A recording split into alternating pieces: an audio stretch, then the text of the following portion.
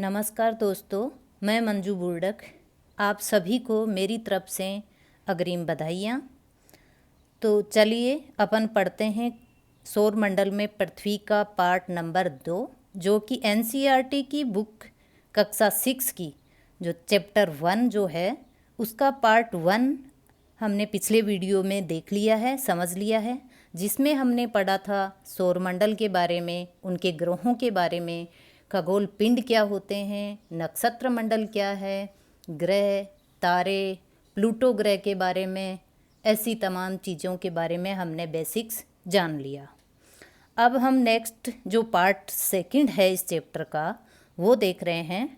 उसमें बात करें हम सौरमंडल की, तो सौरमंडल में सूर्य, 8 ग्रह, उपग्रह, खगोलीय पिंड, क्षुद्र ग्रह, उल्का पिंड, ये सब तमाम चीज़ें जो रात के समय आकाश में चमकती हैं वो सब सौरमंडल का पार्ट हैं।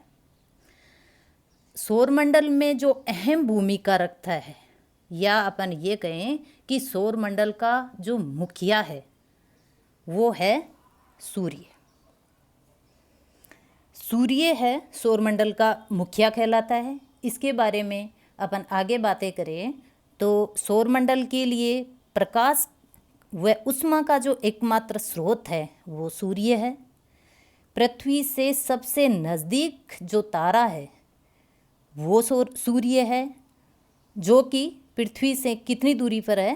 15 करोड़ किलोमीटर दूर है। 15 करोड़ किलोमीटर दूर है। यह एक बहुत बड़ा ग्रह है जो गर्म गैसों से बना हुआ है। सूर्य सौरमंडल के केंद्र में स्थित है। सौरमंडल को अपने खिंचाव बल से बांधे रखता है। सूर्य जो सौरमंडल के तमाम ग्रह, उपग्रह आदि हैं, उन सब को अपने खिंचाव बल अर्थात गुरुत्वाकर्षण बल से बांधे रखता है। गुरुत्वाकर्षण बल बोलें तो ये 2 शब्दों से बना है, गुरुत्व प्लस आकर्षण। गुरुत्व अपनी तरफ जो आकर्षण लगता है वही गुरुत्वाकर्षण बल कहलाता है। ये दोस्तों प्रत्येक जो ग्रह है उनका अपना अपना गुरुत्वाकर्षण बल होता है।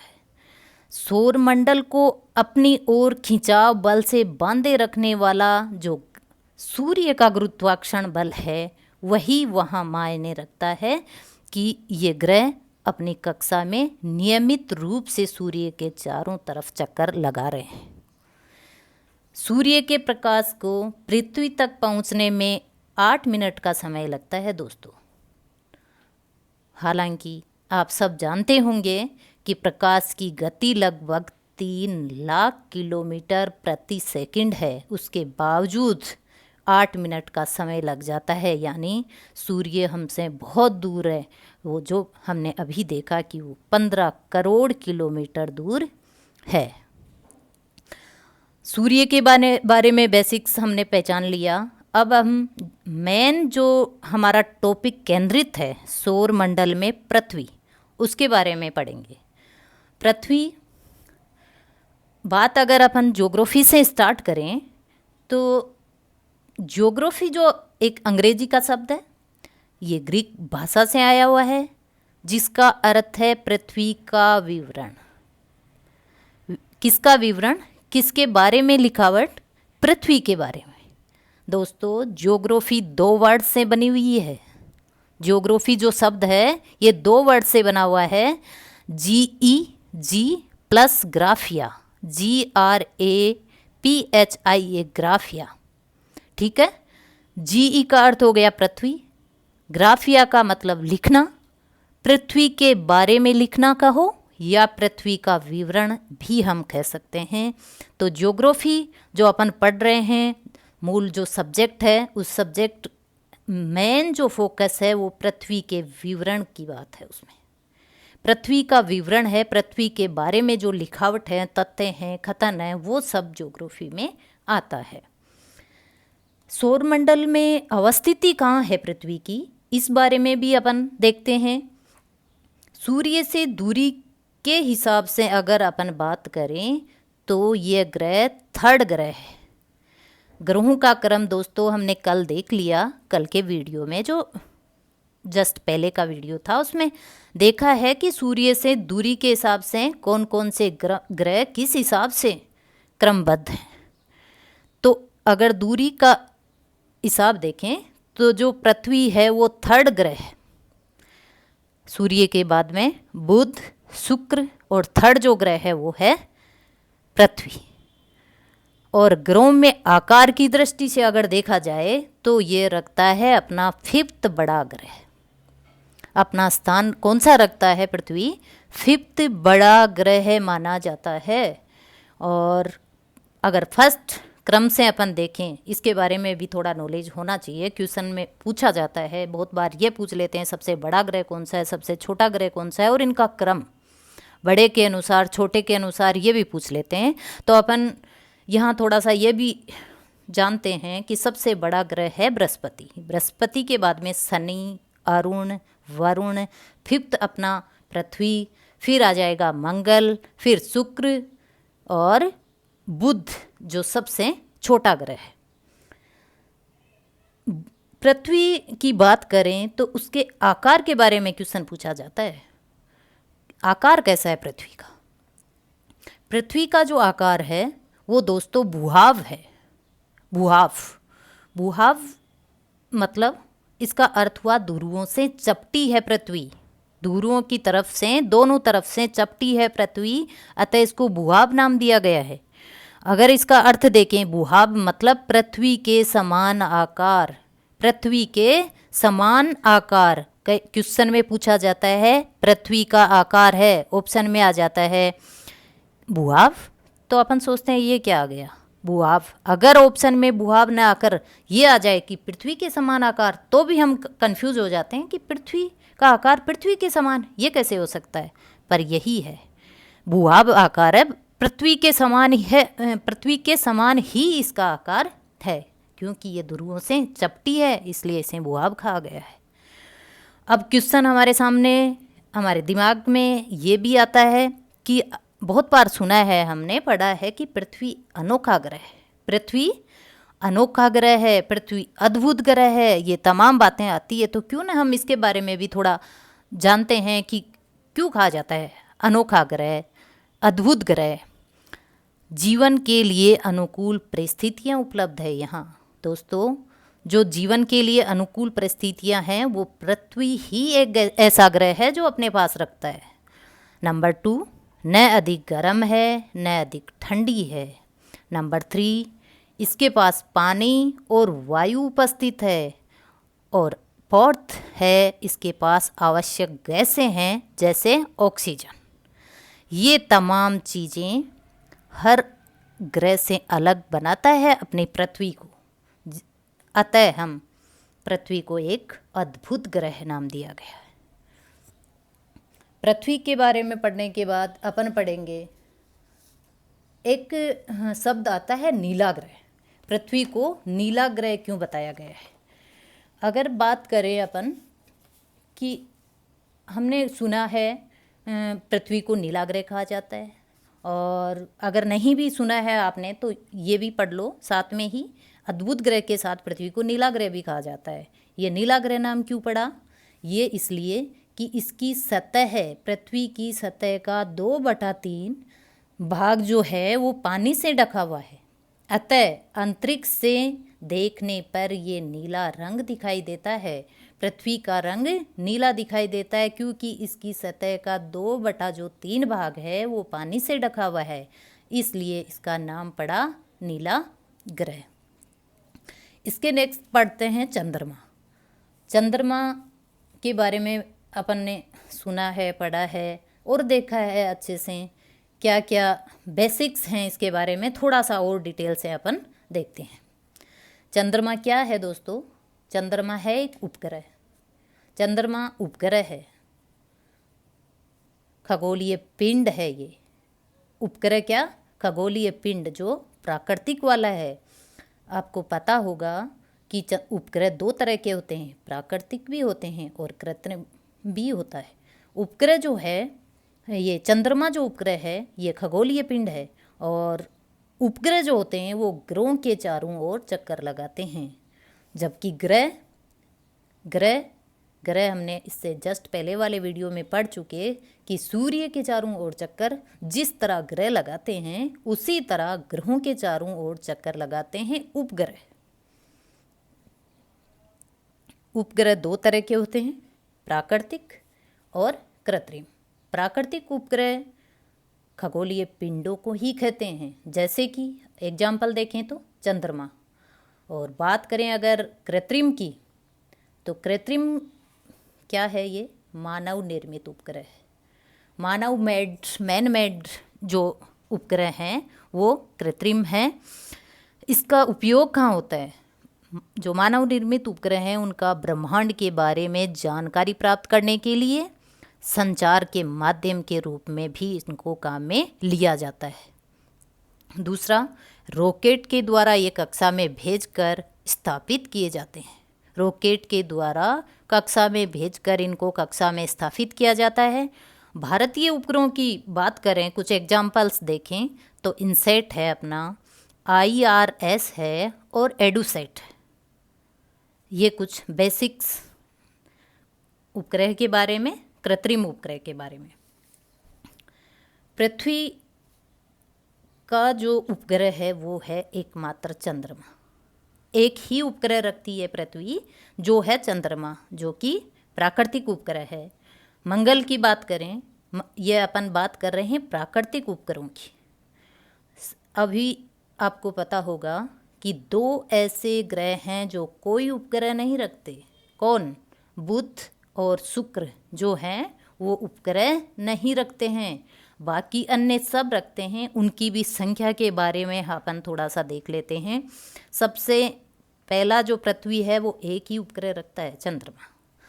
मंगल जो है उसके पास 2 उपग्रह हैं। बृहस्पति के पास 53 उपग्रह हैं। शनि के पास भी लगभग 53 उपग्रह हैं। यूरेनस 27 उपग्रह रखता है और नेपच्यून 13 उपग्रह। इस प्रकार ये सभी ग्रहों के उपग्रह हो गए। अब जो बेसिक नॉलेज हमने उपग्रह के बारे में देख लिया, इसके नेक्स्ट अपन चंद्रमा के बारे में पढ़ते हैं, जो पृथ्वी का एकमात्र उपग्रह है। चंद्रमा की बात करें, व्यास की बात करें चंद्रमा की, तो यह सिर्फ पृथ्वी का 1/4 व्यास रखता है। पृथ्वी से बहुत छोटा है, 1/4 व्यास है इसका, फिर भी ये हमें हमारे पास में ही दिखता है और बड़ा दिखता है। क्योंकि दूरी कितनी है? दूरी है 3,84,400 किलोमीटर, जो कि सूर्य से बहुत बहुत कम है। सूर्य की हमने अभी पीछे पढ़ी कि 15 करोड़ किलोमीटर दूर है, जबकि चंद्रमा 3,84,400 किलोमीटर, लमसम देखें तो 4 लाख किलोमीटर भी नहीं है, जबकि सूर्य 15 करोड़ किलोमीटर दूर है। पृथ्वी से अन्य ग्रहों यानी खगोलीय पिंडों की तुलना में ये सबसे नज़दीक होने की वजह से हमें बड़ा प्रतीत होता है। चंद्रमा हमें सबसे बड़ा दिखता है, इसकी वजह यह है कि ये सभी खगोलीय पिंडों से पृथ्वी के ज़्यादा नज़दीक है। पृथ्वी का एक चक्कर लगाने तथा अपने अक्ष पर चंद्रमा को एक चक्कर पूरा करने में लगभग 27 दिन लगते हैं। समझ में आया दोस्तों? एक कोई भी ग्रह अपना अक्षीय चक्कर लगाता है, एक कक्षीय चक्कर लगाता है। पृथ्वी का एक जो चक्कर है वो उसका कक्षीय चक्कर है, और जो अपने अक्ष पर जो चक्कर है वो अक्षीय चक्कर है। एक हो गया परिभ्रमण, एक हो गया परिक्रमण। ये दोनों जो हैं वो हैं 27 दिन के टाइम के, लमसम 27 डेज का टाइम लगता है चंद्रमा को लगाने में। अक्षीय और कक्षीय दोनों लमसम 27 डेज का ही है। बात करें नेक्स्ट, चंद्रमा की परिस्थितियां जीवन के लिए अनुकूल नहीं है। चंद्रमा की जो परिस्थितियां हैं वो जीवन के हिसाब से ठीक नहीं है। सतह पर पर्वत, मैदान और गड्ढे हैं, जो कि हमें पूर्ण चंद्रमा के दिन कुछ दाग के रूप में दिखाई देते हैं। दोस्तों, आपको पता होगा कि नील आर्मस्ट्रॉन्ग फर्स्ट ऐसे व्यक्ति थे जिन्होंने 21 जून 1969 21 जुलाई 1969 को सबसे पहले चंद्रमा की सतह पर पहुंचने वाले जो प्रथम व्यक्ति थे वो थे नील आर्मस्ट्रॉन्ग।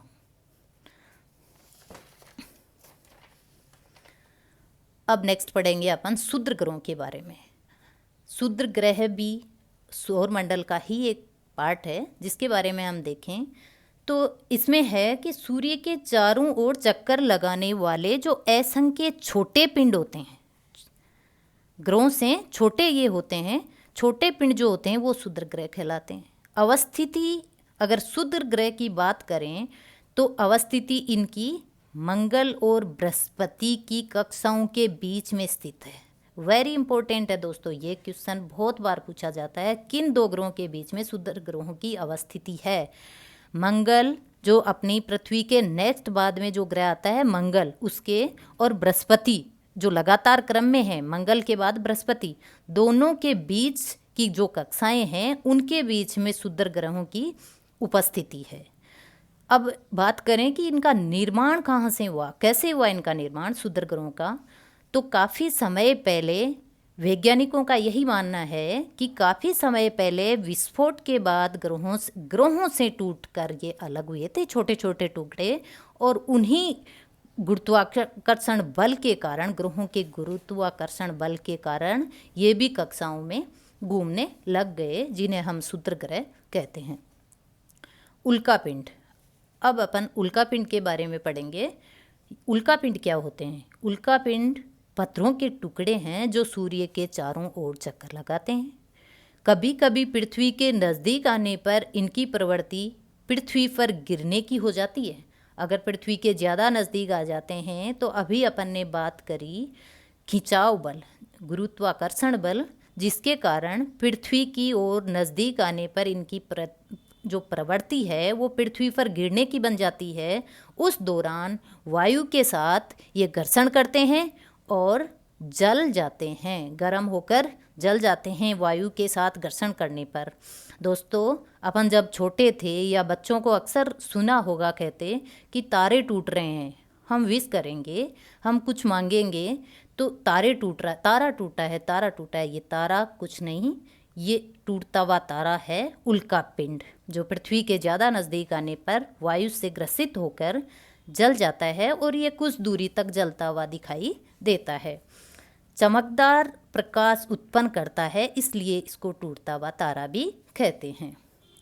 नेक्स्ट बात करें आकाशगंगा की।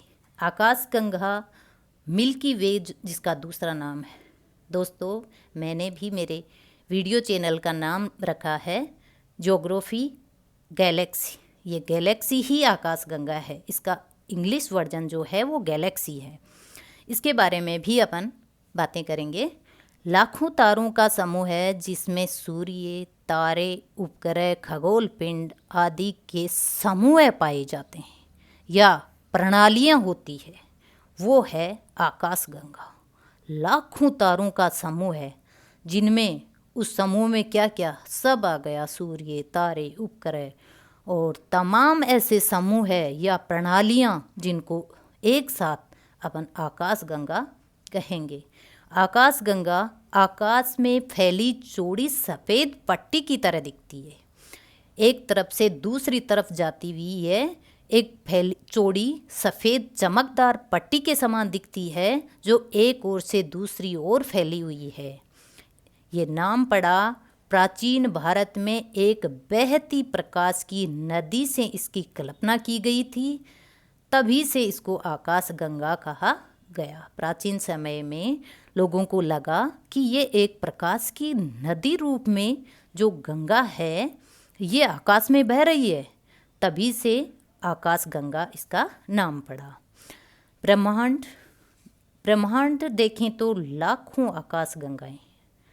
अभी अपन ने बात की आकाशगंगा के बारे में। आकाशगंगा में सूर्य, तारे, उपग्रह, खगोल पिंड आदि की प्रणालियाँ थी।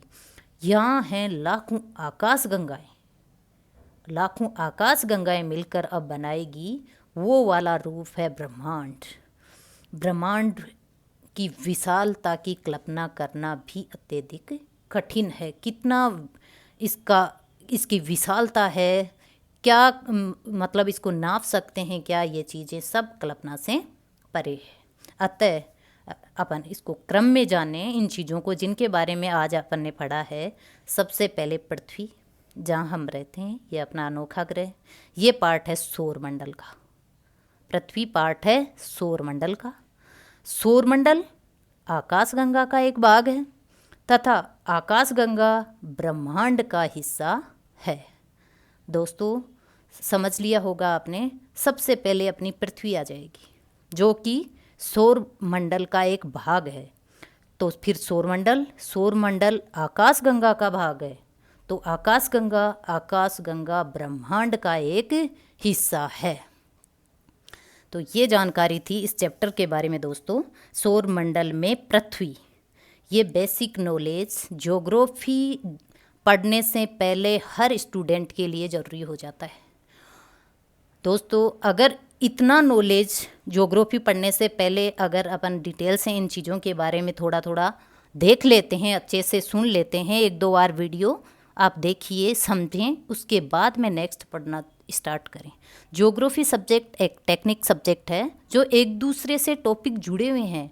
अगर आप इस चैप्टर को नज़रअंदाज कर दोगे कि यहाँ से कम क्वेश्चन उठेंगे, ये वो, इसको छोड़ दो, आगे आपके समझ में नहीं आएगा, बहुत तकलीफ होगी। ये क्या चीज़ आ गया, ये वर्ड कहाँ से आ गया, वो कहाँ से आ गया।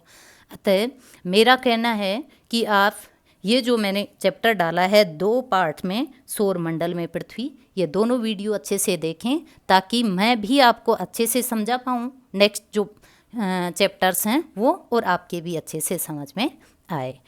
इसके आगे का जो वीडियो होगा वो होगा इस चैप्टर के क्वेश्चंस करेंगे हम। जितने भी क्वेश्चन बनते हैं, जो पुरानी परीक्षाएं हैं उनमें जितने भी क्वेश्चन आए हुए हैं और अपन जो नए क्वेश्चन बना सकते हैं या देख सकते हैं कि कहाँ से क्वेश्चन पूछा जा सकता है, वो सब क्वेश्चन इसके नेक्स्ट वीडियो में पढ़ेंगे। तो ठीक है दोस्तों, थैंक यू दोस्तों।